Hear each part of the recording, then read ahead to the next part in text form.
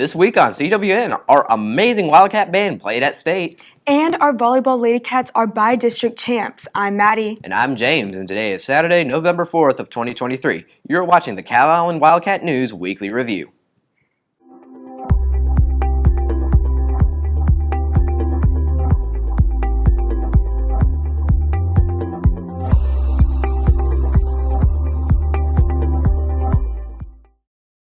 Our amazing band placed 7th at the state UIL competition. Yeah, I believe that's the best placing they've had in the 4 straight years they've made it to state. Yeah, I know they were stuck there getting 8th, but they finally moved up a place, and I know that they're just very proud of themselves and they work really hard. I see them out there practicing all the time. And I've heard them playing. They have improved every single year, even if it's small improvements, as they've pretty much always been good since I've been here.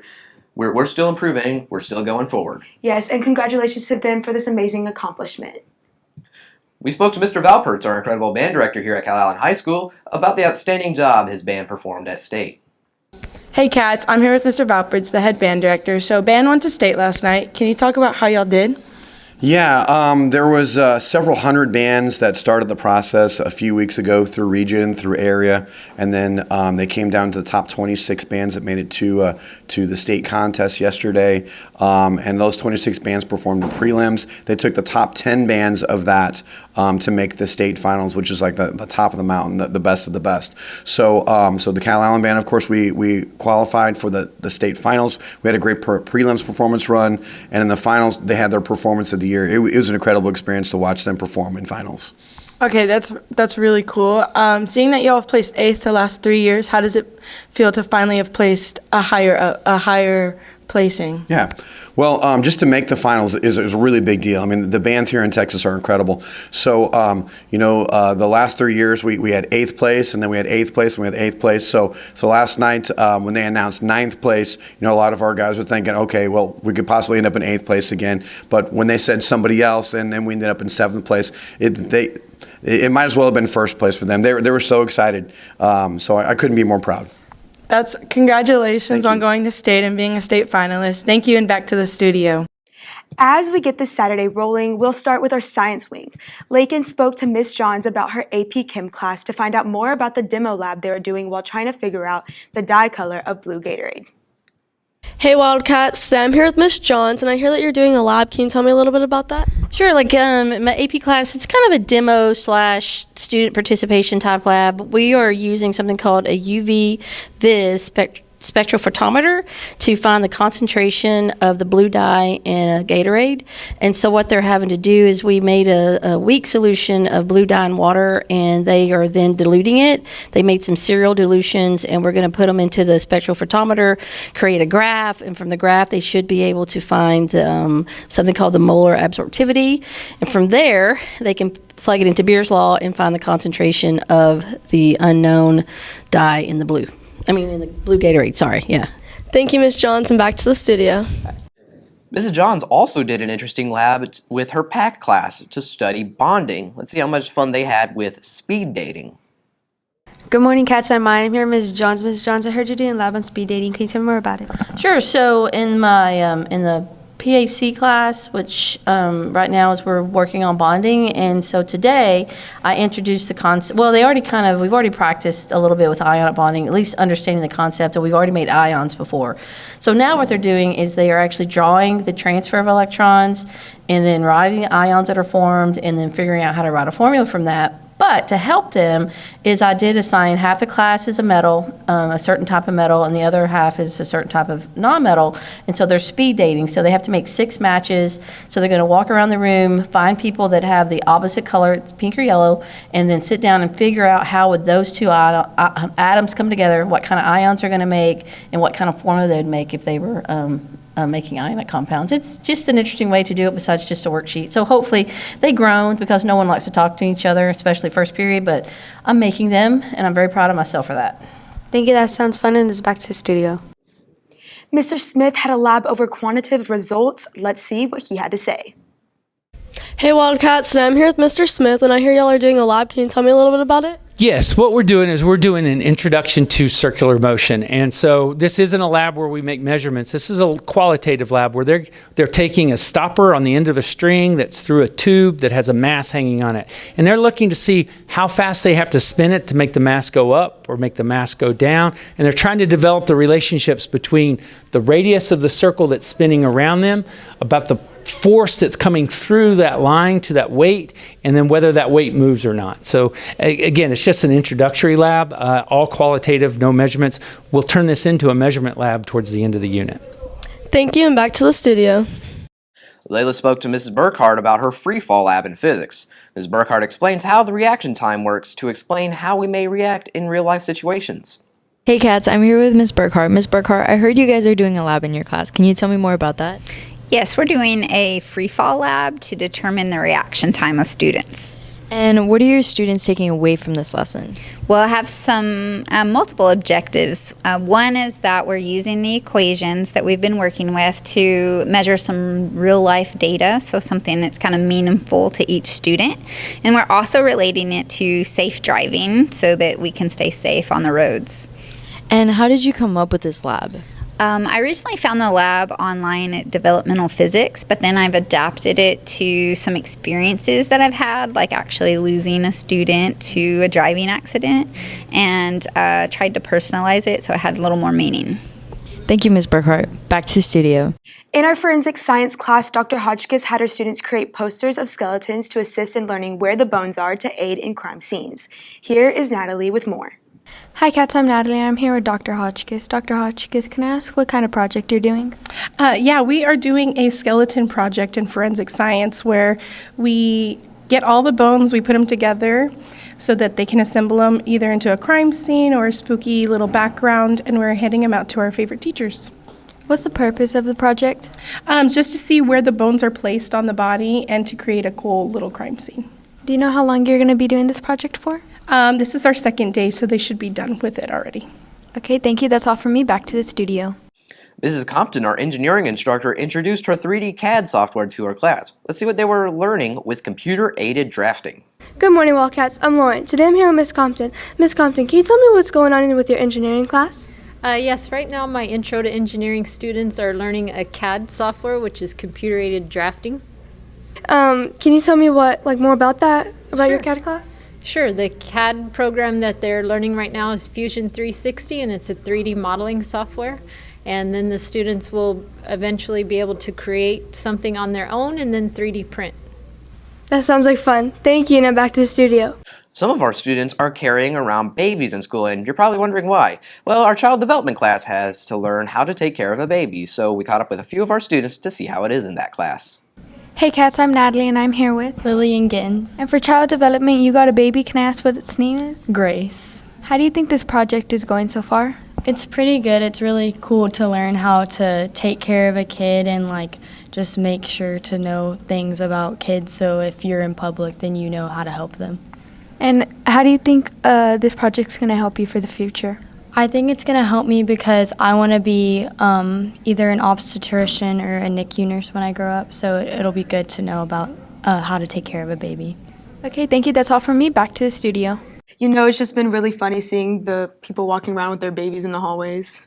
Yeah, for the longest time, I was actually wondering what it was all about. For a day or two, I actually thought they were real, until I realized that it's that time of year that they do this project. Yes, and Spanish is covering a project covering Dia de los Muertos, which was on November 2nd, last Thursday. Chris caught up with Colby to see how his project was going. Let's check it out. Good morning, cats. Today I'm here with Colby Elsner. Colby, can you tell me more about the project you're doing in Spanish class? In Spanish, we're working on a project for Dia de los Muertos, which is Day of the Dead, which the Spanish community who celebrate it is just to celebrate their loved ones that have already passed on. Can you tell me more about how the project works? We're just coloring a lot of things, and then we cut it out, and then we make a mural like that one. When we choose someone who we want to represent or someone that we like, and we just put them on there. That's really good to hear. That's all from us. Thank you, and back to the studio. We spoke to a few of our welding students on what they have been doing in their class. Here is that information. Can you tell me what you're doing in welding? Right now we're doing a project where we're stacking beads on four corners, and that's going to take about 4 weeks. So we stack them to about 8 or 9. And at the end of it, whenever we finish it, he's going to cut into them, see anything like porosity or slag inclusion and all that. What kind of safety procedures do you have? Before we go in, we have to make sure our booth's all clean. We have to have gloves, hats, these jackets, safety glasses on, and we just have to make sure we're paying attention whenever we're like cleaning the plate or anything like that. No jewelry or rings on our gloves because anything could happen to our fingers. But other than that, that's pretty much it. Thank you. Back to the studios. Ashley interviewed Mr. Eason about what's going on in his computer programming class, specifically video game design. The students really seem to enjoy this class. Hey cats, I'm with Mr. Eason, and so Mr. Eason, what games do you guys do for your programming class? Yeah, so in my programming classes, I've got lots of different levels, and so kids are really interested in games, video games of all kinds, and of course they need to be programmed because otherwise they wouldn't really do stuff.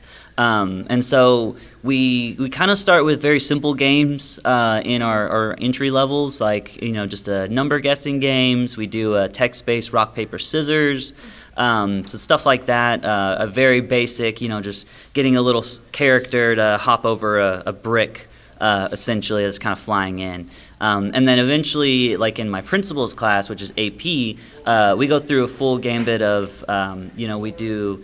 Some dodging type games. We do like an Etch-a-Sketch type thing. We even recreate Pac-Man. That's kind of what we had as our quarterfinal last week. And then we even do some like GUI based rock paper scissors. And then we even have the opportunity to do some sort of Space Invaders clones and stuff like that. And so we go through the programming. Step by step, line by line, code by code to see, exactly how to get these things to interact with one another. Okay, thank you. That's really cool. We have a new Top Cat Teacher of the Week. Let's find out who the lucky winner is this week. Hey cats, I'm here with Miss Lyons. So Miss Lyons, you won Top Cat Teacher of the Week. How does it feel? It feels great. It's a great way to end busy homecoming week. Perfect. Congratulations. Thank you. That's all from us. Now back to the studio. Now let's send it over to Michaela with the rundown on the sports this week. Thank you, James, and good morning, Corpus Christi. Our football team was open last week, so we don't have any highlights to share, but our boys played Hidalgo last night down in Hidalgo, so we will have those highlights for you next week. On to our big sports story. Volleyball had their first playoff game, and they won against Jubilee Brownsville in 3 sets. Here's Coach Pettis for more information. I'm here with Coach Pettis, the varsity volleyball coach. So, Coach, y'all had a game, y'all's first playoff game last night. How did it go? We did. We had our bi-district matchup. We traveled to Jubilee Brownsville. The girls did a good job. We swept them in 3 sets, and it was awesome. So, who do y'all play next? We will actually play the winner of the Sinton-Pleasanton game. They played a night at 7 o'clock, so determining the outcome of that will determine who we play, whether it's on Thursday or Friday. If we end up matching up with Sinton, then we'll play Sinton. We have those details done. We'll play Sinton Thursday at Sinton at 6 p.m. If we end up playing Pleasanton, those details are up in the air, and we'll kind of go from there. But that will be for area. All right, thank you. Now back to the studio. Congratulations to our bi-district champions. They played Sinton on Thursday, so we'll get you those results next week. We spoke to Coach Love to see how she's preparing for the upcoming soccer season, so let's see how that's going. Morning, Wildcats, here, Coach Love. So how are y'all prepping for the upcoming season?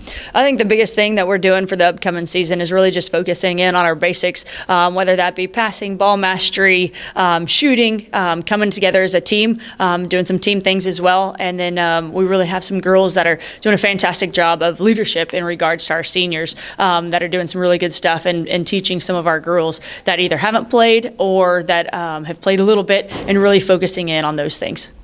How's y'all's off-season going in? Are y'all going to be having tryouts anytime soon? Off-season's going well, and so we're just kind of preparing for that season and what that looks like and what the girls want it to look like. And then upcoming, we do have tryouts that Monday and Tuesday after Thanksgiving. And if you already are in our Rank 1 system, so you've been an athlete before, you need to make sure you get your Rank 1 paperwork complete and your physical. If you're not in our system, you need to come see me. You can usually find me in the B gym most days. And then if you have any other questions, you can also ask Coach Lear, who's out in dual credit as well, and we can get you hooked up on our Rank 1 system because those things must be done before we do tryouts. Thank you for the review. I wish you luck as the season goes on. And with that, back to the studio. Girls basketball had started their season. We spoke to team members as well as Coach Spencer to get an idea on what they're expecting for this season. Hey Cats, I'm here with Abby, girls basketball varsity player. Abby, can you please tell me how you guys have been preparing for this season? Yes, we've been working a lot in the gym, having practice every day, and just going over a lot of our stuff from last year. How does it feel to be on varsity this year? It feels really good. We've all worked really hard to get to where we are on our teams, and it's just exciting. How do you think this season will go this year? I think we have a really good team this year. I mean, we did lose some people, but we still have a lot of our good players, so I think we'll do really good. That's great. Hey Cats, I'm here with Coach Spencer. Coach Spencer, I heard there's a scrimmage going on in Goliad. Can you tell me more about that? Yeah, so we're going to scrimmage Port Aransas, who's a great 2A school, and Goliad, who's number 23 in 3A this weekend. It's a great opportunity for our girls to kind of get an early season test to see where we're at. I know a lot of us are tired of playing against each other over the past 8 days. We have this long stretch of practice, so it'll be good to see where we stack up against some really good opponents, and then prepare ourselves for next week's scrimmage, and then eventually our first game next Friday. How do you feel the girls have been doing this season so far?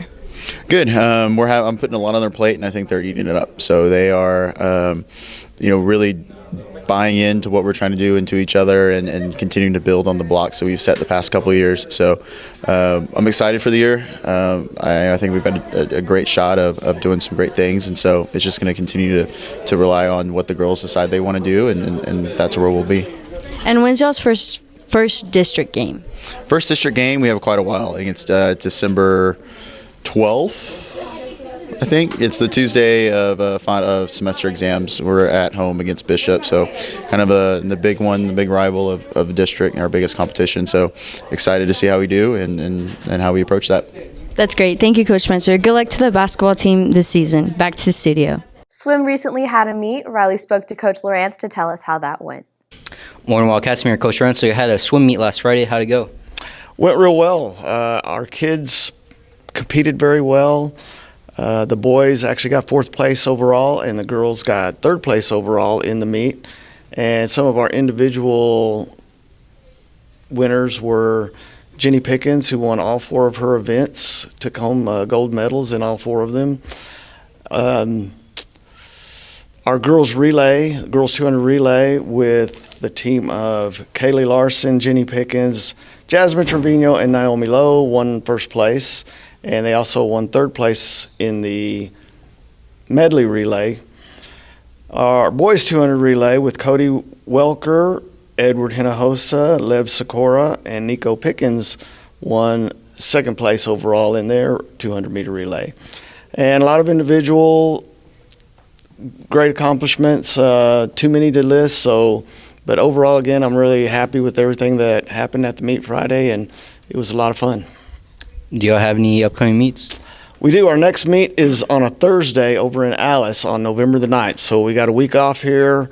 We're going to concentrate on some of the things we know that we need to work on, and we'll be back on Thursday, November the 9th. Good luck with the meet, and with that, back to the studio. And that's the latest on Calallen Sports. Back to you, James. Thank you, Michaela. You know, Maddie, we've had a lot of teams already gone to the playoffs this year. We've already got football, we've got volleyball, we've got band that recently went to state, and we've got plenty of other teams that are doing well in their regular seasons, and quite a few that are already starting their seasons. It's a very fast year here at Calallen. Yeah, it's just that time of the year where things just get really busy. I'm kind of sad that district just stopped for football. You know, I like cheering on those Friday night lights, but now we're heading into playoffs. I'm kind of excited to see what happens. Well, hopefully we could make it further than we've done in other years. Who knows, we might even make it to state. Now here's Candace with today's weather forecast. How's looking outside this weekend, Candace? Thank you, anchors, and good morning, Wildcats. Today's weather is brought to you by Baytaker Robinson's Families. Happy Saturday, everyone. Hope everyone's had a great week and is ready for this awesome weekend. You know, a bunch of y'all have noticed that we got that cool front this past weekend, and super excited that we got that cool front. But looking into this weekend and also into next week, we are looking at those warmer temperatures coming back into South Texas, so say goodbye to that cool front for the time being. Although we are still looking at a little bit cooler temperatures in the morning time and late nighttime, especially right now we're looking a little bit cooler at 64 degrees. We are looking at some sunshine, a little bit of clouds, 7% chance of rain, and the winds blowing from the northeast at 4 miles per hour. Looking further on into the rest of the day, temperatures are starting to pick up back into those 80-degree ranges, and then dropping down to 70 degrees later on at that night, then possibly dropping down to those 60s. So it's going to be a little bit cooler in the afternoon times, but throughout that day it's time to see a little bit warmer temperature. So dress warmly for the daytimes this weekend and also into next week. Looking at the percent chance of rain today, we are looking at minimal percent chances of rain throughout today. We are looking at some sunshine, a little bit of clouds, and we are looking at the winds stay consistent, 8 miles per hour at 12, and then also at 8 we're all picking up to 12 miles per hour from the east-southeast at 4 p.m. tonight. Looking further on into Sunday, we are looking at those temperatures still staying in that 80-degree range at a high of 84 on Sunday. 7% chance of rain, and the winds blowing from the east-southeast at 10 to 15 miles per hour. And we're also looking at some sunshine, a little bit of partly clouds. Also looking into tonight at 2 a.m., we're looking at daylight savings time ending. So if you have any of those digital clocks you need to change, make sure to change them yourself, in that morning time, because it is happening at 2 a.m. We're going to get an extra hour of sleep, so everyone's ready for that one. So the sun's going to be setting a little bit earlier, going into, this weekend, and also looking further on into the next time when we have daylight savings. So hope everyone has a great rest of your weekend and a great week. It's all from Mother. Have a great one, and back to the anchors. Thank you, Candace. Yes, of course. And that's all your announcements for today, and now it is time for your joke of the day. So guys, why did the turkey decide to become a drummer? Oh no, James. Why? It's simple. He already had the drumsticks. For all you social people out there, make sure you're following us on Facebook, Twitter, TikTok, and Instagram at CalallenTV for all the latest updates. Also, subscribe to us here on YouTube to catch all of our latest videos. And as always, stay classy, Calallen.